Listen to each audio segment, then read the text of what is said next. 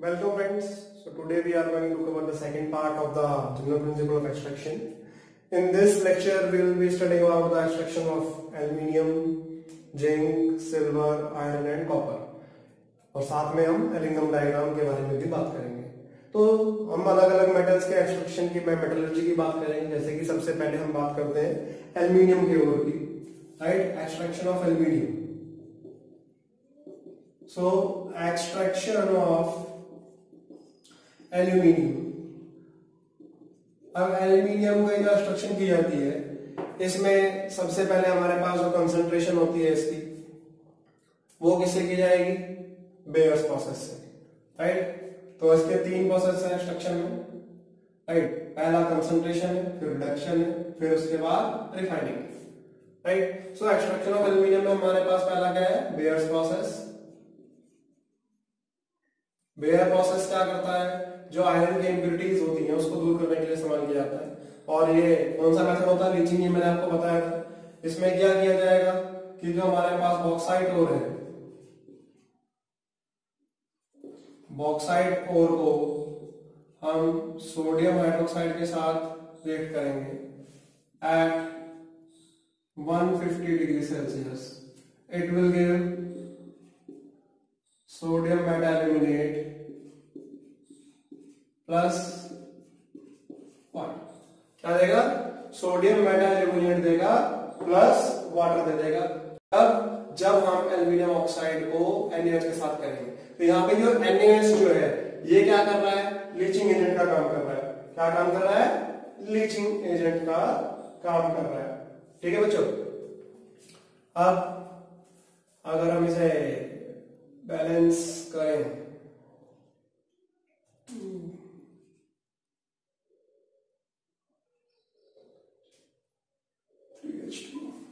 ठीक है बच्चों? सेकंड स्टेप क्या होगा कि जो हमारे पास फर्स्ट में जो प्रोडक्ट आते हैं, जो पहले के प्रोडक्ट आएंगे ये यहाँ पर रिएक्टेंट बन जाएंगे दूसरे के लिए, NaAlO2 प्लस वाटर। इसको हम कूल करेंगे 50 डिग्री सेल्सियस पर। तो ये हमें क्या देगा? सोडियम की हाइड्रोक्साइड देगा प्लस क्या देगा हमें? ये एल्यूमिनियम की हाइड्रोक्साइड। अब एल्यूमिनियम की हाइड्रोक्साइड को हम हीट करेंगे 1000 डिग्री सेल्सियस पर। वो हमें Al2O3 प्लस वाटर दे देगा, डिकम्पोज कर देंगे, राइट?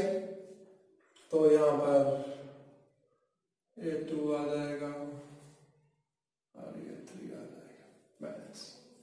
ठीक है बच्चे? सो क्या हुआ इसके अंदर कि हमने क्या किया कि हमारे पहला स्टेप में हमने उसको NaOH डाला। NaOH यहाँ पे लीचिंग एजेंट था, सोडियम मेटाल्यूमिनेट बना। क्या बना? सोडियम मेटाल्यूमिनेट। और सोडियम मेटाल्यूमिनेट को फिर हमने सोडियम वाटर को 50 डिग्री सेल्सियस पे कूल किया। हमारे पास सोडियम हाइड्रोक्साइड और एल्यूमिनियम हाइड्रोक्साइड आ गया। क्या आ गए? सोडियम हाइड्रोक्साइड और एल्यूमिनियम हाइड्रोक्साइड। ठीक है बच्चे?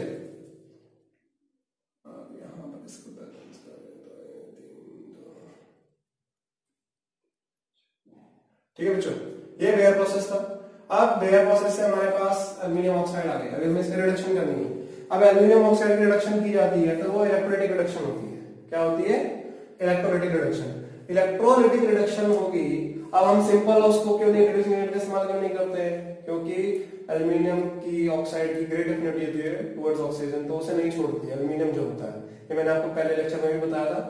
तो एल्यूमिनियम की ऑक्साइड को अब देखा है तो 1000 डिग्री सेल्सियस इसका टेम्परेचर होता है। इसको कम करने के लिए हम इसमें क्या डालते हैं? टायोलाइट डाल देते हैं। सो इसके अंदर हम क्या करेंगे? इसकी इलेक्ट्रोलाइटिक रिडक्शन की जाएगी। इलेक्ट्रोलाइटिक रिडक्शन के लिए हमारे पास क्या होगा? इलेक्ट्रोलाइटिक सेल होगा। क्या होगा? हमारे पास क्या होगा? इलेक्ट्रोलाइटिक सेल होगा। अब इलेक्ट्रोलाइटिक सेल के अंदर हमारे पास क्या होगा कि हमारे पास एनोड होगा और कैथोड होगा। ठीक है जी? कार्बन लाइनिंग का तो हमारे पास क्या आता है? एनोड आ जाता है, ये जो होता है। ठीक है जी? कार्बन लाइनिंग का क्या आता है? Cathode, right? और और ग्रेफाइट के बीच में हमारे पास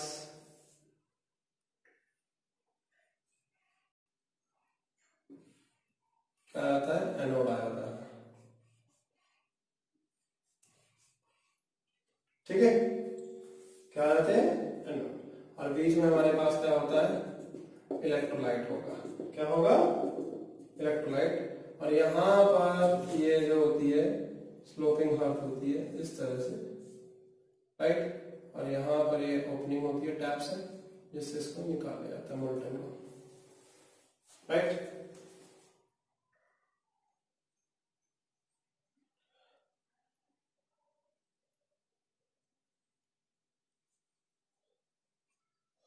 तो यहां पर क्या होगा कि आपके पास जो इसके अंदर इलेक्ट्रोलाइट होगा वो याद रखना है।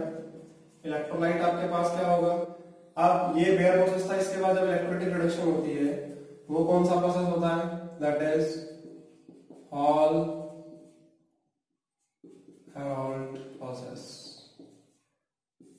ये कंसंट्रेशन के लिए था,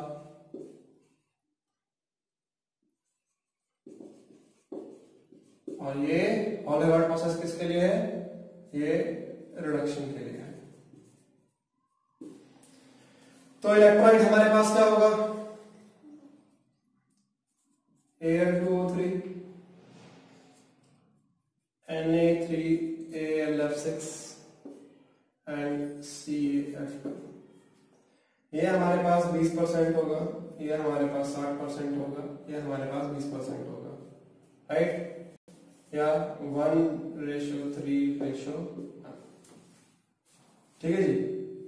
तो ये हमारे पास एल्यूमिना, ये हमारे पास क्रायोलाइट, और ये हमारे पास फ्लोरोस्पर। ये हमने पहले भी पढ़े हैं, राइट। अब ये जो इलेक्ट्रोलाइट है, अब ये क्वेश्चन पूछ लेते हैं कि क्रायोलाइट क्यों डाला जाता है, why cryolite is added. Cryolite is added to lower the melting point, melting point को कम करेगा and increase the conductivity, conductivity को बढ़ाता है और क्या करता है, मेल्टिंग पॉइंट को कम करता है। क्रायोलाइट और फ्लोरोस्पर इसलिए डाले जाते हैं, ठीक है। अब इलेक्ट्रोलाइसिस में हमने पढ़ा था कि हम इलेक्ट्रोलाइसिस करेंगे तो हमारे इलेक्ट्रोड्स के हिसाब से हमारे इलेक्ट्रॉन जाएंगे। अब देखा जाए तो हमारे पास प्रेफरेंस सीरीज में एल्यूमिनियम भी है, सोडियम भी है। हमारे पास जो कैटायंस हैं, कैटायंस कौन से हैं, Al3 पॉजिटिव, Na पॉजिटिव और Ca2 पॉजिटिव। आप देखा जाए इलेक्ट्रोकेमिकल सीरीज में सबसे नीचे इनमें कौन सा आता है, एल्यूमिनियम। सो एल्यूमिनियम क्या करेगा, Al3 positive plus 3 electron gives A, ये तो आ जाएगा कैथोड पर, राइट। एनोड पर हमारे पास जो ऑक्सीजन है, क्या है, ऑक्सीजन O2 नेगेटिव, राइट। ये क्या करेगी, इलेक्ट्रॉन लूज करेगी, ठीक है जी। क्या, -2 इलेक्ट्रॉन्स, क्या देगा O प्लस O क्या देता है, O2, राइट।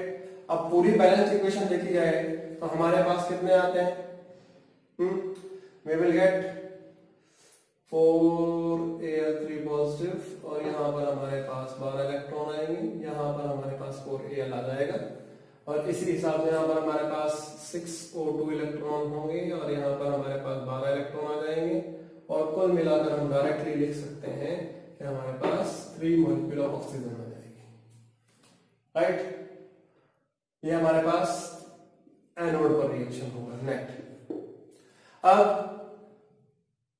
ये क्वेश्चन आता है कि why we have to constantly change the anode. जो इसका एनोड होता है, ये एनोड को कॉन्स्टेंटली बदलना पड़ता है। Why, because it get oxidise. ये क्या करता है, ऑक्सीजन जो बनती है इसको कंबाइन करके कार्बन डाइऑक्साइड बना लेता है। पहले CO बनता है और CO से CO2 बन जाता है, तो ये CO2 गैस बन जाती है, इसलिए हमें एनोड को कॉन्स्टेंटली क्या करना पड़ता है, रिप्लेस करना पड़ता है। तो ऑक्सीडेशन ऑफ एनोड को रोकने के लिए हम क्या करते हैं, टू प्रिवेंट द ऑक्सीडेशन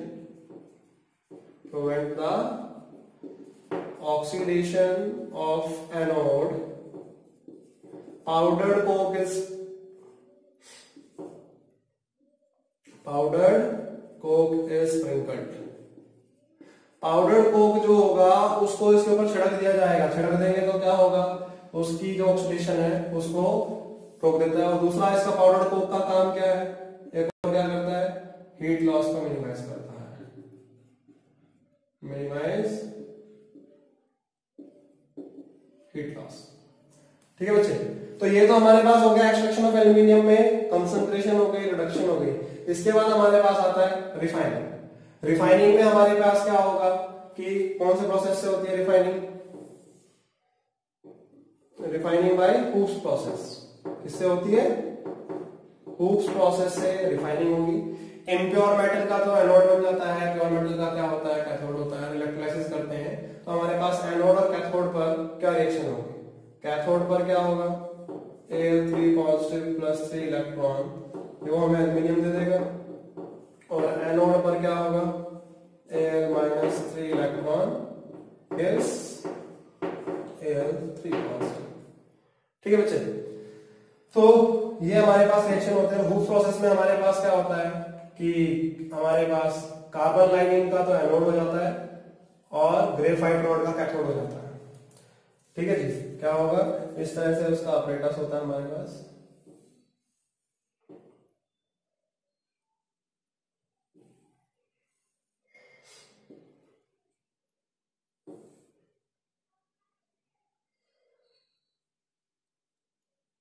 इसके अंदर क्या होता है, 3 लेयर होती हैं, lower layer, middle layer and top layer. जो ये होता है कार्बन लाइनिंग का, ये तो हमारे पास क्या होता है, एनोड होता है।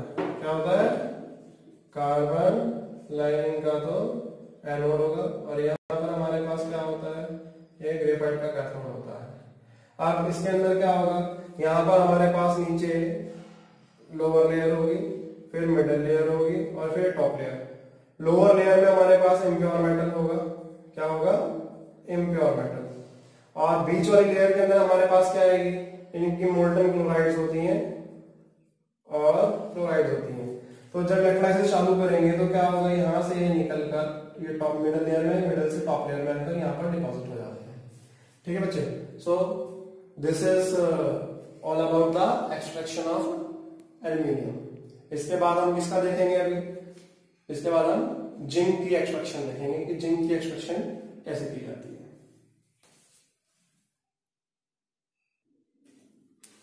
तो बच्चों अब देखते हैं हम इसकी, जो हमारा जिंक है, जिंक के लिए हम क्या करेंगे। सो जिंक की जब हमें मेटलर्जी करनी है तो पहले हमें जिंक का जो ओर होगा उस जिंक के ओर की हमें क्या करनी पड़ेगी, कंसंट्रेशन करनी पड़ेगी। अब जैसे कि हमारे पास क्या है, जिंक सल्फाइड है, राइट। अब जिंक का हो रहा है तो पहला कंसंट्रेशन, कंसंट्रेशन किससे करेंगे, फ्रॉथ फ्लोटेशन, किससे, फ्रॉथ फ्लोटेशन से करेंगे। अब फ्रॉथ फ्लोटेशन से कर दी, या फिर हमारे पास अगर जिंक कार्बोनेट हो तो भी यही फ्रॉथ फ्लोटेशन से हम करते हैं। फ्रॉथ फ्लोटेशन से कर देंगे तो हमारी कंसंट्रेशन होगी, जो इम्प्योरिटीज थी इसके अंदर वोलेटाइल वो निकल गई, राइट। सेकेंड स्टेप हमारे पास क्या होगा कि जो इम्प्योरिटीज है वो हमने निकाल दी। इसके बाद हमें क्या करना पड़ेगा, कंसंट्रेशन के बाद रोस्टिंग करेंगे।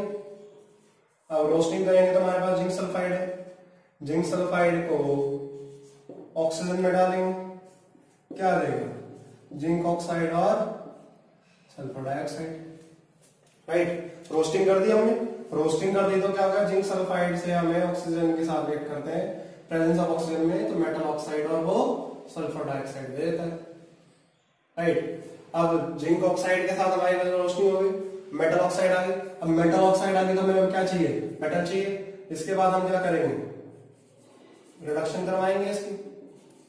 रिडक्शन कैसे करेंगे, जिंक ऑक्साइड है, इसको कोक के साथ रिएक्ट करते हुए मैंने आपको बताया था कि हमारे पास कोक भी होता है, कार्बन मोनोऑक्साइड भी होता है और हाइड्रोजन रिड्यूसिंग एजेंट की तरह काम करते हैं।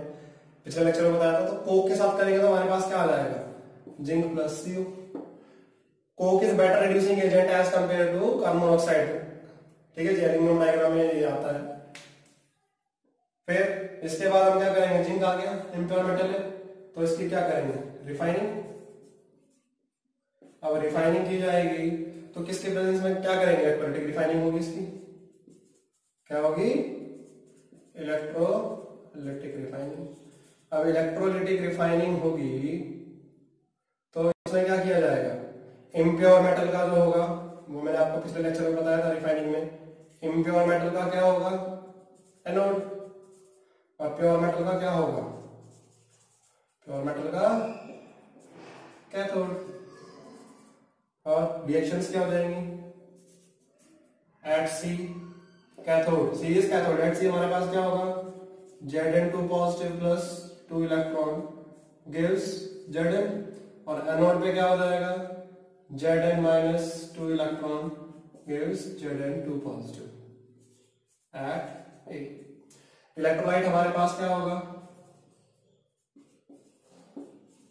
इलेक्ट्रोलाइट हमारे पास होगा जिंक सल्फेट। ठीक है बच्चों, तो ये हमारे पास किसकी हो गई, जिंक की एक्सट्रैक्शन हो गई, जो जिंक होता है उसकी एक्सट्रैक्शन कैसे करेंगे मेटलर्जी से। फिर जिंक के बाद हमारे पास हम बात करते हैं किसकी, सिल्वर की, किसकी करते हैं, सिल्वर की। एक क्वेश्चन बहुत इंपॉर्टेंट दे देते हैं कंपटीशन में कि सिल्वर के जो मेजर ओर होते हैं उसकी हम क्या करते हैं, फोर्थ रोटेशन करते हैं, क्या करते हैं, कंसंट्रेशन फोर्थ रोटेशन से। बट सिल्वर का ऐसा और कौन सा है जिसकी कंसंट्रेशन हम किससे करते हैं, लीचिंग से करते हैं, राइट।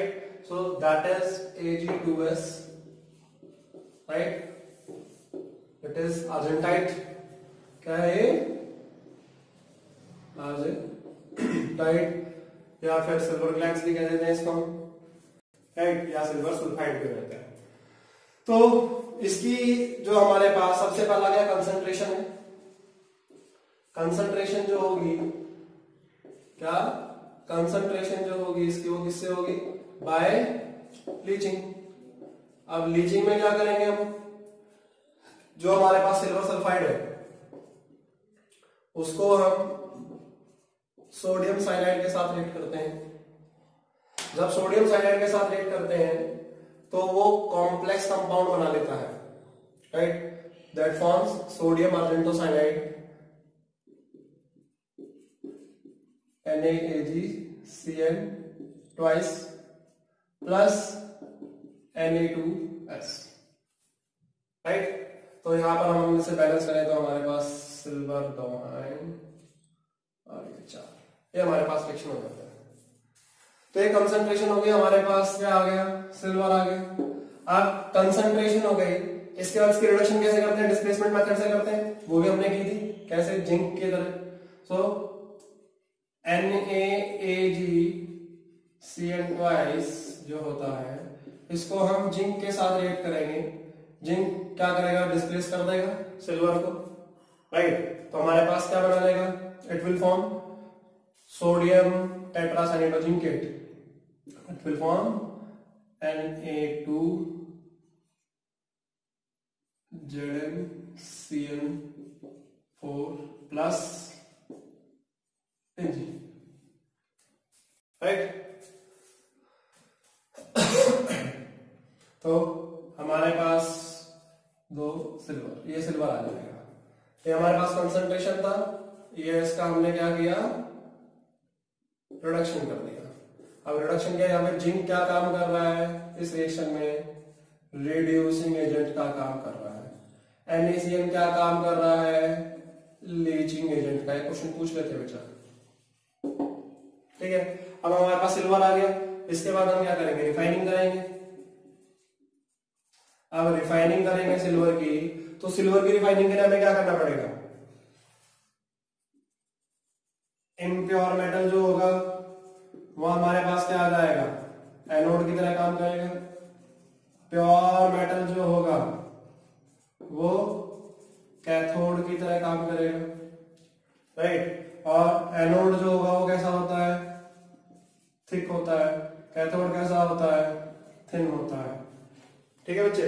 और बाद में हम इसका क्या करते हैं, इसी का इलेक्ट्रोलाइट ले लेते हैं, राइट। और सिल्वर जो हमारे पास होता होता है और उसमें HNO3 डाल देते हैं, HNO3 की प्रेजेंस में क्या जाता है रिएक्शन इलेक्ट्रोलाइट में, राइट। तो हमारे पास कैथोड पे रिएक्शन क्या होगा, Ag positive plus electron gives Ag, और एट एनोड पर रिएक्शन क्या होगा हमारे पास, Ag minus electron gives Ag positive, right. तो इस तरीके से हमारे पास सिल्वर जो है वो बाहर हो जाता है। या फिर हमने देखा था कि मेटल को हमने एक्सट्रैक्ट करना है, इससे पहले लेक्चर में देखा था कि मेटल को हमें एक्सट्रैक्ट करना है तो हम क्या करते थे, मेटल को सोडियम साइनाइड के साथ रिएक्ट करते थे in the presence of oxygen और वाटर, राइट। तो वो क्या करता था, हमें अर्जेंटो साइनाइड देता था, फिर उसकी डिस्प्लेसमेंट करा के हम जिंक से फिर हम सिल्वर निकाल सकते थे, हमने पिछले लेक्चर में देखा था, ठीक है बच्चों। सो ये हमारे पास किसकी हो गई, सिल्वर की एक्सट्रैक्शन हो गई। तो बच्चों अब हम देखते हैं इसका हमारा कॉपर का एक्सट्रैक्शन। अब कॉपर की एक्सट्रैक्शन के लिए हमें कॉपर का और चाहिए, जैसे कॉपर का और हमारा कौन सा है, कॉपर पाइराइट। अगर देखा जाए कॉपर पाइराइट क्या होता है, CuFeS2 क्या होता है, कॉपर पाइराइट CuFeS2। तो सबसे पहले तो हम क्रशिंग ग्राइंडिंग कर देते हो, तो नॉर्मल इसको और को पीसना है। तो सबसे पहले हमारे पास जो मेन स्टेप आता है वो क्या है, कंसंट्रेशन ऑफ द ओर। तो कंसंट्रेशन जो की जाएगी वो हम कैसे करेंगे, इसकी concentration will be done by flotation, किससे, फ्लोटेशन से हमने इसकी कंसंट्रेशन कर दी। अब जब कंसंट्रेशन कर दी हमने, इसके बाद हम क्या करेंगे भाई, कंसंट्रेशन के बाद हमारे पास इम्प्योरिटीज है। अब इसमें जो इम्प्योरिटीज रह जाती हैं वो कौन सी रह जाती हैं भाई, आपके पास फास्फोरस की आ जाती है, सल्फर की आ जाती है, देन आर्सेनिक और एंटीमनी, ये होती है। अब जब हम रोस्टिंग करेंगे तो दूसरा स्टेप हमारे पास क्या, रोस्टिंग। अब रोस्टिंग करेंगे तो हमारे पास क्या होगा, ऑक्साइड्स जो है हमारे पास कॉपर पाइराइट है CuFeS2।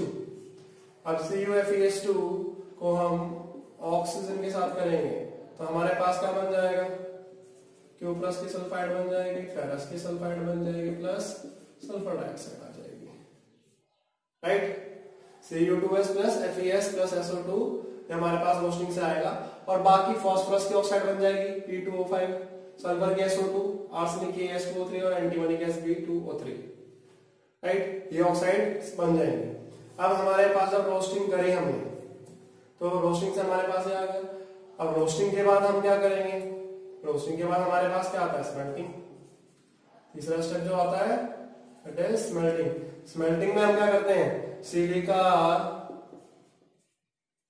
और कोक डाल देते हैं इसमें, राइट। अब स्मेल्टिंग करेंगे तो स्मेल्टिंग होगा, मैंने बताया था कि हीटिंग ऑफ ऑक्साइड और in the presence of Coke, उसको हम स्मेल्टिंग कहते हैं। तो हमारे पास स्मेल्टिंग में क्या होगा कि जो हमारे पास रिएक्शन है, तो हमारे आयरन सल्फाइड है, आयरन सल्फाइड क्या करेगी, iron sulphide will oxidise to form FeO plus SO2, right.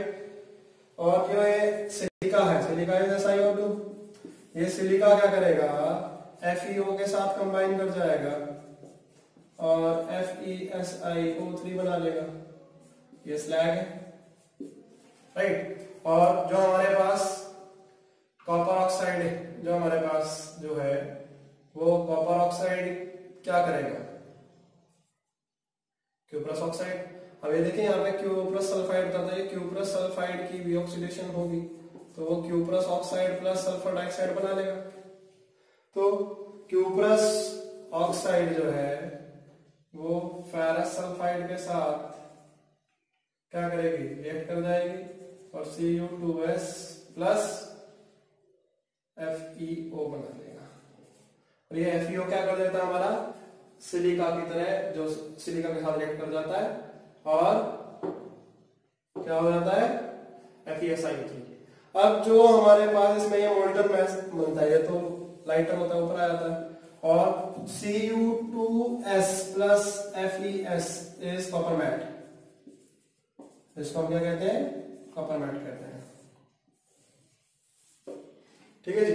क्या कॉपर मैट क्या होता है? Cu2s plus FeS is known as copper matte. अब कॉपर मैट जो आता है इसको सिलिका लाइन कन्वर्टर में डालते हैं। क्या करते हैं? Copper matte is added into silica line converter to remove the impurity of the parasulfide। ठीक है जी। क्यूप्रस सल्फाइड प्लस FeS जो है वो हमारे पास कॉपर मैट होता है। पूछ लेते हैं what is copper matte. So copper matte is cuprous sulphide plus iron sulphide. और कॉपर मैटे को हम किस में डालेंगे? Copper matte is added to silica line converter, या उसको हम बेसमराइजेशन भी कह देते हैं। क्या कह देते हैं? बेसमराइजेशन, बेसमर कन्वर्टर। ठीक है जी। तो बेसमर कन्वर्टर में हमारे पास क्या होगा कि हमारी जो ऑक्सीडेशन है वो की जाएगी। ठीक है जी। तो जो हमारी बेसमराइजेशन होगा, इसका बेसमराइजेशन में सिलिका लाइन कन्वर्टर में डालेंगे हमारा जो कॉपर मैट होता है, या कॉपर मैट जो होता है, copper matte is added in silica line converter. पूछ लेते हैं क्यों डालते हैं? सिलिका लाइन कन्वर्टर क्यों डाला जाता है? To remove the impurity, right.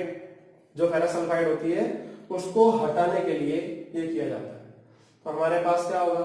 इसमें क्यूप्रस सल्फाइड की ऑक्सीजन हो जाएगी। क्यूप्रस सल्फाइड की ऑक्सीडेशन होगी तो Cu2O plus SO2 बना लेगा, राइट। FeS जो था वो O2 के साथ रिएक्ट करके FeO plus SO2 बना लेगा, और FeO जो है वो SiO2 के साथ रिएक्ट करके स्लैग बना लेगा, FeSiO3, राइट। ये स्लैग। अब इसके बाद जो क्यूप्रस ऑक्साइड अगर कोई भी और रह जाती है, ठीक है जी, मींस यहां पर क्या हुआ कि जो हमारे पास अगर कुछ और रह जाती है वो कंबाइन कर जाती है फेरस सल्फाइड के साथ, जो क्यूप्रस ऑक्साइड होती है, तो उसको रिमूव करने के लिए इस्तेमाल किया जाता है। अब इसके बाद हमारे पास क्या होगा कि जो कॉपर ऑक्साइड है, क्यूप्रस ऑक्साइड, वो क्या करेगी? ऑटो रिडक्शन करेगी। क्या करेगी? Auto reduction. Cuprous oxide will combine with cuprous sulphide to give copper plus sulphur dioxide. क्या दे देगा? Copper plus sulphur dioxide. अब यहां से जो ये कॉपर आता है इसको हम ब्लिसर कॉपर कहते हैं, राइट। अब इसमें ब्लिसर कॉपर क्यों आता है? क्योंकि जब कूलिंग होती है तो ये इसमें से SO2 गैस जो बाहर निकल जाती है उसकी वजह से उसके अंदर ब्लिसर्स रह जाते हैं, इसलिए इसको ब्लिसर कॉपर कहा जाता है। अब जब ब्लिसर कॉपर है इसके अंदर इम्प्योरिटीज प्रेजेंट है, इम्प्योरिटीज प्रेजेंट है, तो इसके बाद हम इसके अंदर क्या करेंगे? मेटल हमारे पास आ गया, उसका हमारा आखिरी स्टेप क्या होगा? Refining, electrolytic refining. और ये मैंने पिछले लेक्चर में आपको ऑलरेडी बताया था कि इम्प्योर मेटल का हमारे पास कॉपर हो जाएगा, प्योर मेटल का हमारे पास एनोड हो जाएगा। ठीक है, इम्प्योर मेटल का एनोड तो Cu2 positive plus 2 electron Cu, ये तो हमारे पास कहां होगा? कैथोड पे रिएक्शन होगा। और एनोड पे हमारे पास क्या होगा? Cu minus 2 electron gives Cu2 positive, ये हमारे पास एनोड पे होगा, राइट। कैथोड कैसा होगा? थिन होगा। कैथोड कैसा होगा? एनोड वो थिक होगा, राइट। और इलेक्ट्रोलाइट क्या होगा इसके अंदर? Electrolyte will be copper sulphate, right. अब इसके अंदर जो इम्प्योरिटीज आती हैं, जो इम्प्योरिटी आएंगी वो इम्प्योरिटी कौन सी होती है? जैसे कि हमारे पास कॉपर के अंदर जो इम्प्योरिटी आ जाती है वो एनोड मड में नीचे बैठ जाती है, that is selenium, tellurium, silver, gold, right. ये इम्प्योरिटीज एनोड में बैठ जाती है नीचे। और जो ऊपर वाली होती है, ठीक है, जैसे आयरन वगैरह की जो इससे एक्टिव है वो सॉल्यूशन में चले जाते हैं। प्योर मेटल कैथोड पर डिपॉजिट हो जाता है, ठीक है। सॉल्यूशन में कौन सी डिपॉजिट हो जाती है? जो मोर एक्टिव मेटल की इंप्योरिटीज होंगी वो तो सॉल्यूशन में, मैंने आपको ऑलरेडी पिछले लेक्चर में बताया था, more active metal impurity get into the solution, get into solution, whereas less active की जो होंगी वो कहां चली जाती हैं, they are present at the anode node। ठीक है बच्चे, सो ये हमारे पास किसकी है, हमारे कॉपर की इलेक्ट्रोलाइटिक रिफाइनिंग, कॉपर की कंसंट्रेशन, कॉपर की रोस्टिंग एंड ऑल दैट।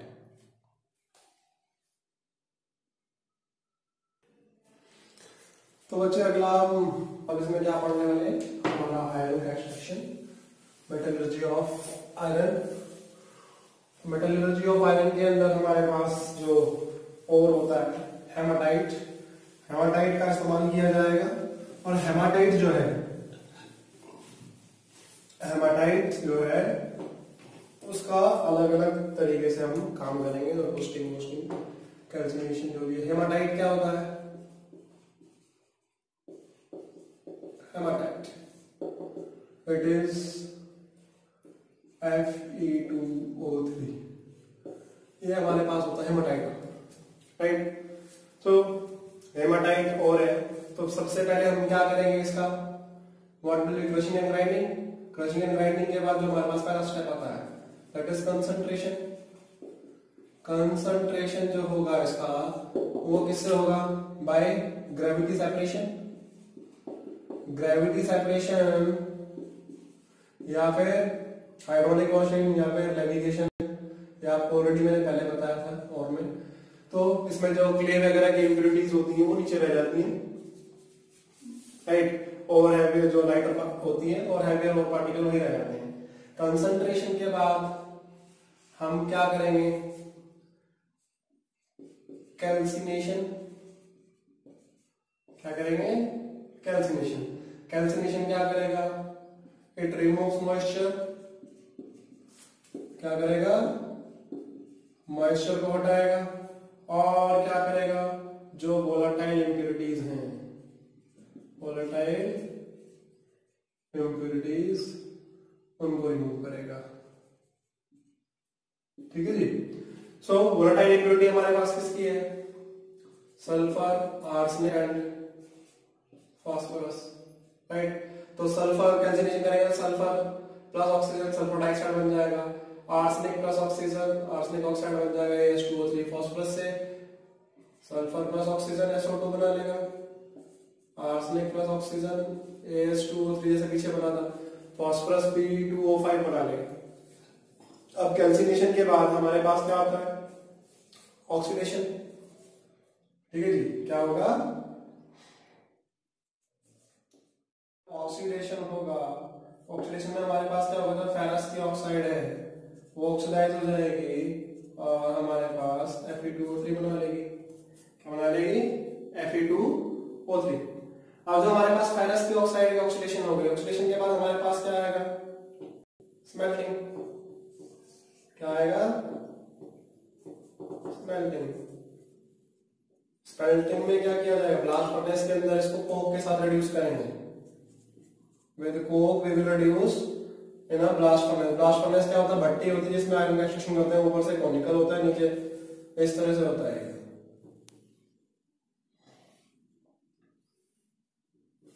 इस तरह से होता है ब्लास्ट फर्नेस, राइट। और इसमें टेम्परेचर वेरी करता है। नीचे हमारे पास क्या होता है, ट्यूब्स वगैरह होते हैं जो पाइप्स होते हैं इनके।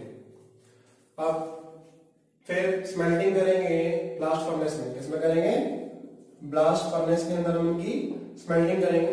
अब स्मेल्टिंग करेंगे तो हमारे पास जो इसमें ब्लास्ट फर्नेस में क्या डाला जाएगा, ओर होगा, कोक होगा और लाइमस्टोन डाला जाएगा। ये कितनी रेशो में होंगे, 8, 4 और 1 रेशो में, राइट। यहां पर क्या किया होगा, स्मेल्टिंग में रिडक्शन की जाएगी। क्या होगी इनकी, यहां पर रिडक्शन होगी इनकी ऑक्साइड्स की, क्योंकि कोक जो है रिड्यूसिंग एजेंट का काम करता है। अब जब स्मेल्टिंग हो जाएगी उसके बाद क्या किया जाएगा भाई, स्मेल्टिंग होने के बाद ब्लास्ट फर्नेस में इनकी ऑक्साइड्स की रिडक्शन की जाएगी अलग अलग टेम्परेचर रीजन के हिसाब से। फिर इनकी क्या की जाएगी, रिडक्शन की जाएगी। क्या की जाएगी, रिडक्शन एट डिफरेंट टेम्परेचर्स। अब हमारा जो ये फर्नेस होता है इसमें जो टेम्परेचर है वो 500 केल्विन से 2170 केल्विन तक वेरी करता है, और उसके हिसाब से अलग अलग टेम्परेचर पे अलग अलग रिएक्शंस होते हैं। ठीक है बच्चे, तो जैसे कि हमारे पास इसमें जोन है अलग अलग, हमारे पास रिडक्शन जोन है, कंबशन जोन है, स्लैग फॉर्मेशन जोन है और मेल्टिंग जोन है। तो हम उनके रिएक्शंस देख लेते हैं। ये देख लिया होगा बेटे। इसके बाद हमारे पास क्या आते हैं, अलग अलग वेरियस जोन्स हैं, और उन जोन्स की हमारे पास जो क्या है रिएक्शंस जो आती है उसको देखते हैं।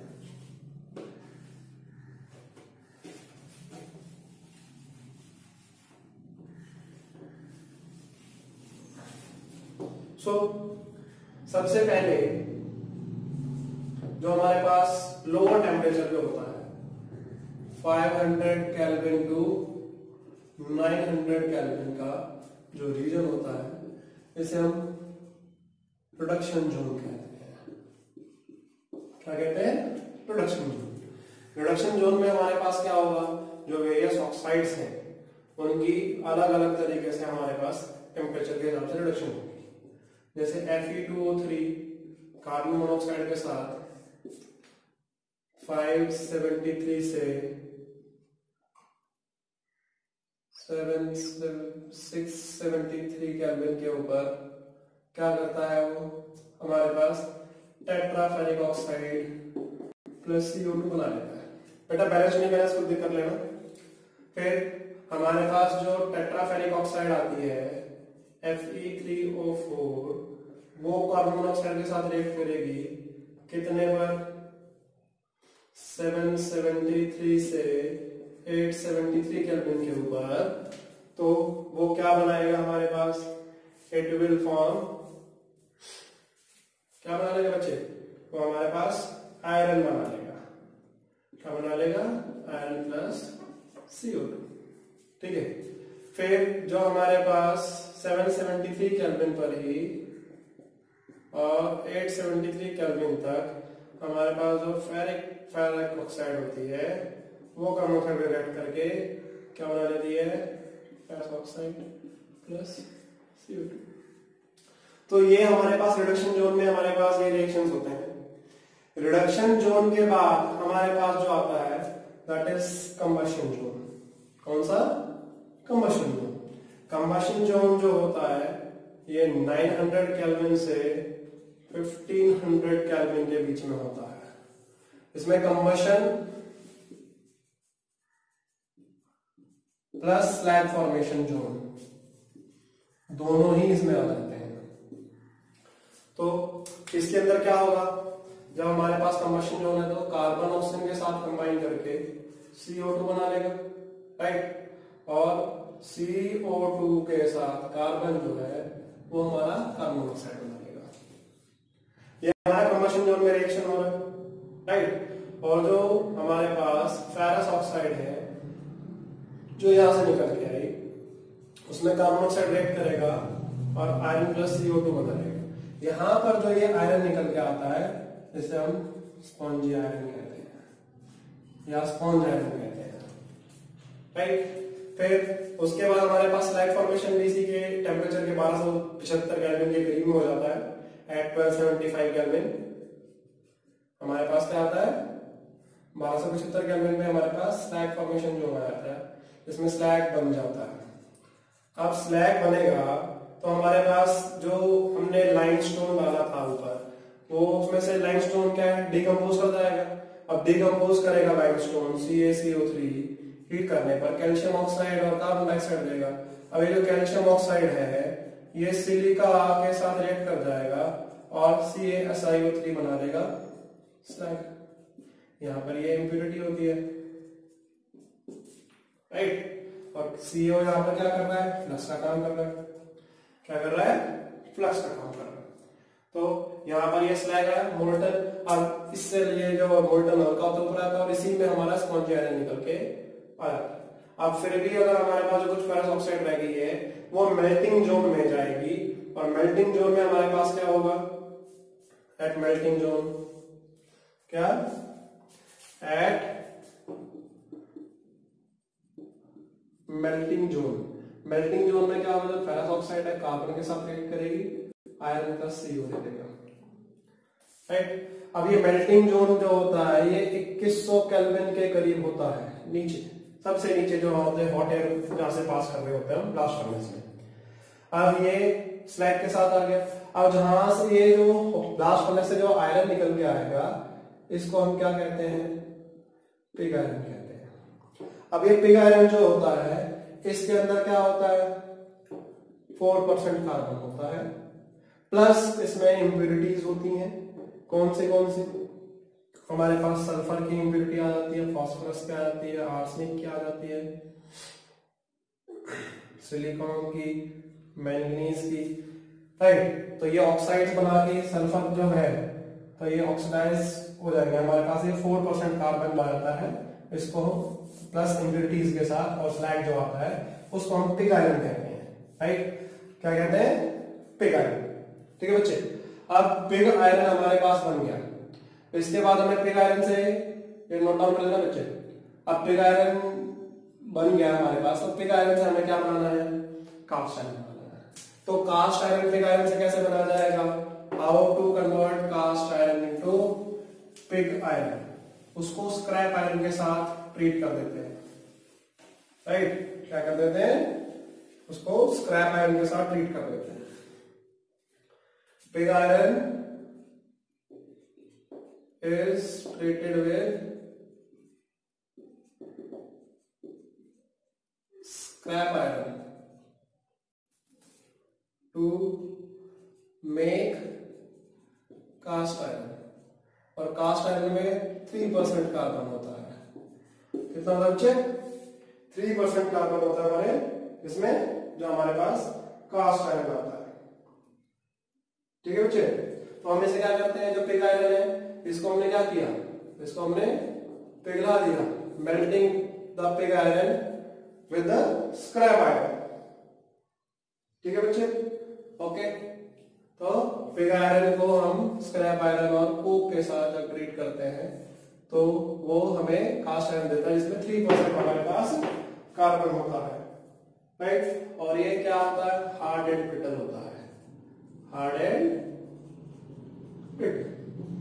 अब इसके बाद जो आ जाता है कि हमारे पास इसमें भी कार्बन है, राइट। तो पिग आयरन आया, पिग से हमने कास्ट बनाया, कास्ट से क्या बनाया जाता है, रॉट आयरन बनाया जाता है।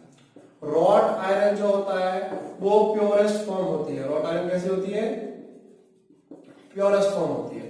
अब जो रॉट आयरन है वो कैसे बनाते हैं, कास्ट आयरन को रिवर्बरेटरी फर्नेस में हम हेमाटाइट के साथ लाइन करके हीट करते हैं।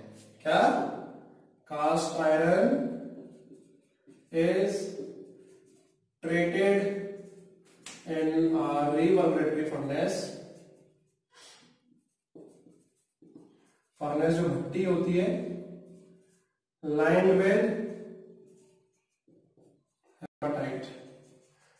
ये बच्चा एक क्वेश्चन कॉम्पिटिशन में पूछ लेते हैं कि जो रिवर्बरेटरी फर्नेस होता है उसमें हम किससे लाइन करते हैं, राइट। तो अब हमारे पास क्या है, Fe2O3 प्लस कार्बन, तो वो आयरन प्लस हमारे पास क्या दे देगा, CO, राइट। सो यहां पर ये हमारे पास क्या आता है, प्योरेस्ट फॉर्म ऑफ आयरन आती है। अब इसमें हमारे पास जो है इम्प्यूरिटीज प्रेजेंट थी, ये देखिए पहले जो इम्प्यूरिटीज थी किसमें, पिग आयरन में, तो सल्फर डाइऑक्साइड बना देगा, फास्फोरस डाइऑक्साइड में P2O5 बना देगा, आर्सेनिक ऑक्साइड में ये सिलिकॉन ऑक्साइड आ जाएगी SO2, और ये MnMnO2 बना देगा।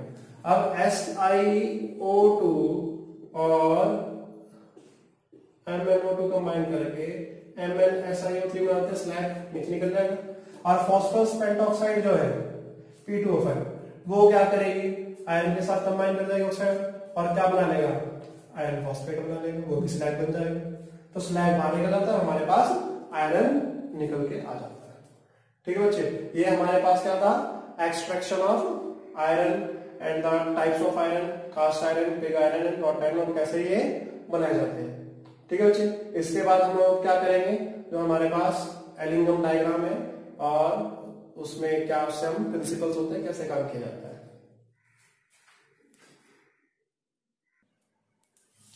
सो बच्चों ये हमारे पास एलिंगम डायग्राम है।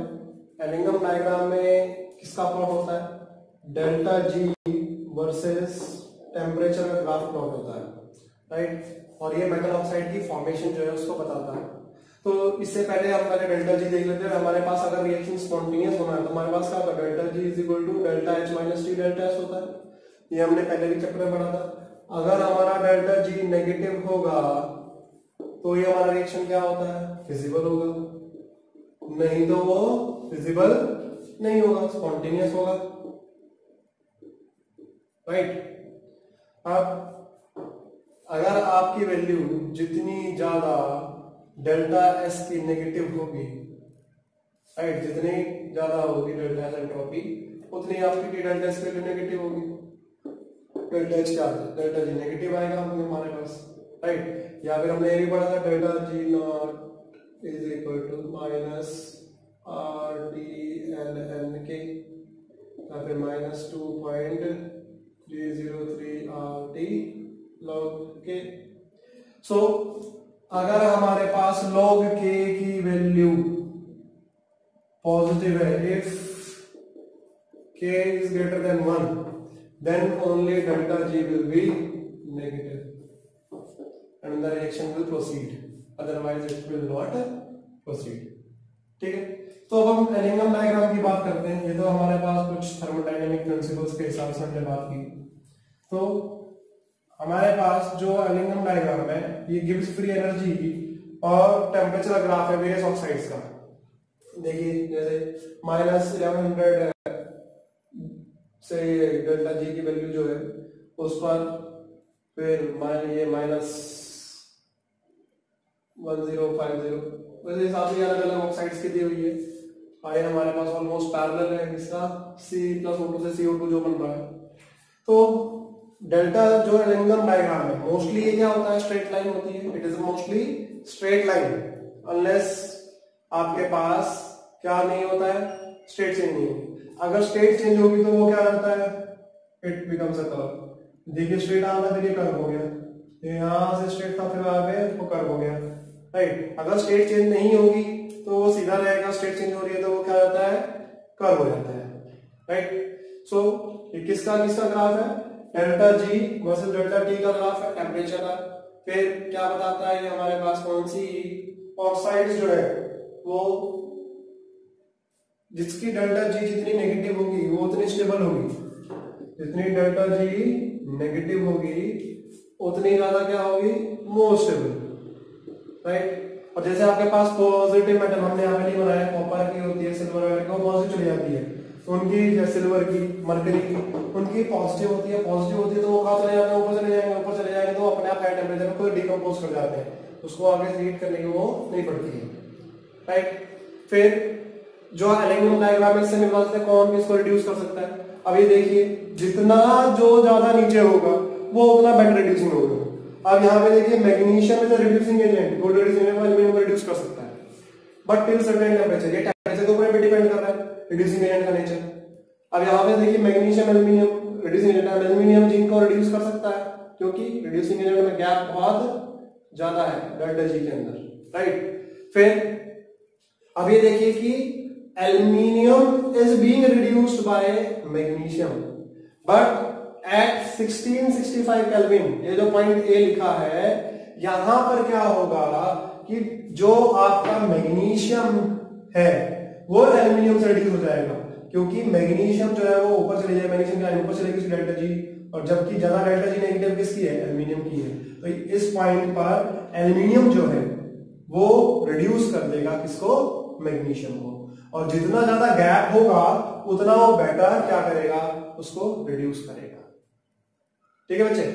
फिर अब कौन सा रिड्यूसिंग एजेंट, ये देखिए हमारे पास CO+O2 से CO2 बन रहा है, C+O2 से CO2 बन रहा है, और ये C+O2 से CO बन रहा है।